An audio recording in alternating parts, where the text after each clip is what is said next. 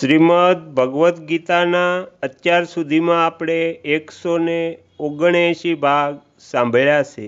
આજે આપણે 180મો ભાગ સાંભળીશું, જેમાં સાંભળીશું 5મા અધ્યાયના 19મા શ્લોકનું વિસ્તારથી વર્ણન.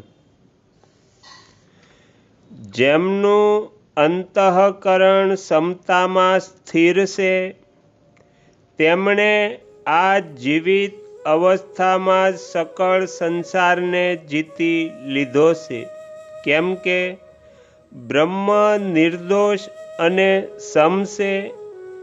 એટલા માટે તેઓ બ્રહ્મમાં જ સ્થિર છે. પરમાત્મા તત્વ અથવા સ્વરૂપમાં સ્વાભાવિક સ્થિતિનો અનુભવ થતાં જ્યારે મનબુદ્ધિમાં રાગ, દ્વેષ, કામના, વિષમતા વગેરેનો સર્વથા અભાવ થઈ જાય છે, ત્યારે મનબુદ્ધિમાં આપમેળે સ્વાભાવિક ક્ષમતા આવી જાય છે, લાવવી નથી પડતી. બહારથી જોતા મહાપુરુષ અને સાધારણ પુરુષમાં ખાવું, પીવું, ચાલવું, ફરવું વગેરે વ્યવહાર એક જેવો જ દેખાય છે, પરંતુ મહાપુરુષોના અંતઃકરણમાં નિરંતર સમતા, નિર્દોષતા, શાંતિ વગેરે રહે છે, અને સાધારણ પુરુષોના અંતઃકરણમાં વિષમતા, દોષ, અશાંતિ વગેરે રહે છે. જેવી રીતે પૂર્વમાં અને પશ્ચિમમાં બંને બાજુએ પર્વત હોય, તો પૂર્વમાં સૂર્યનો ઉદય થતો નથી દેખાતો, પરંતુ પશ્ચિમમાં આવેલા પર્વતના શિખર ઉપર પ્રકાશ દેખાવાથી સૂર્યનો ઉદય થયો હોવામાં કોઈ સંદેહ નથી રહેતો, કારણ કે સૂર્યનો ઉદય થયા વિના પશ્ચિમના પર્વત ઉપર પ્રકાશ દેખાવો સંભવિત જ નથી.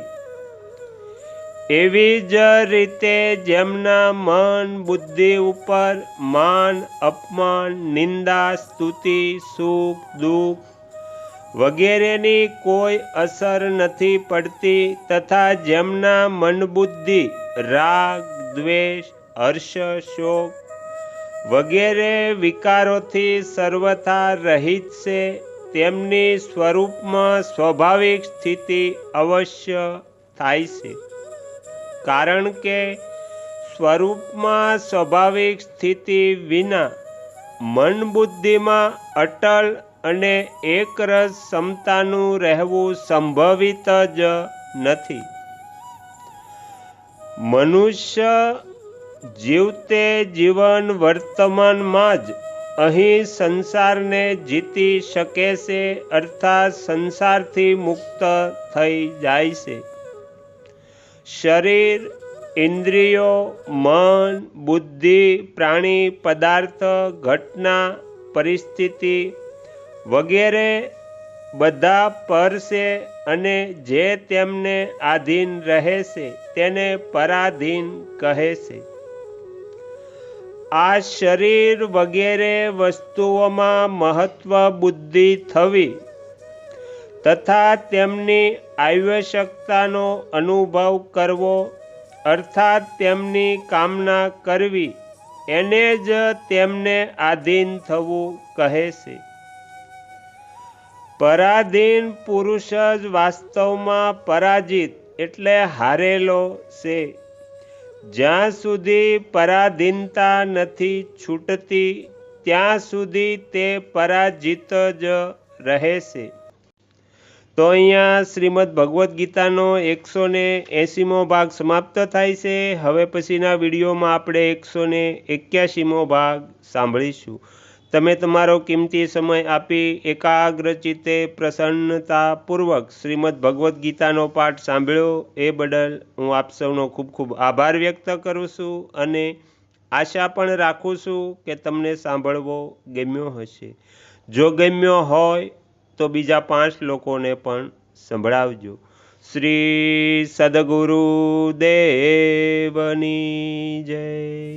આગળના વિડીયો જોવા માટે આ ચેનલને સબસ્ક્રાઈબ કરો અને જો આ વિડીયો પસંદ આવ્યો હોય તો લાઈક કરો.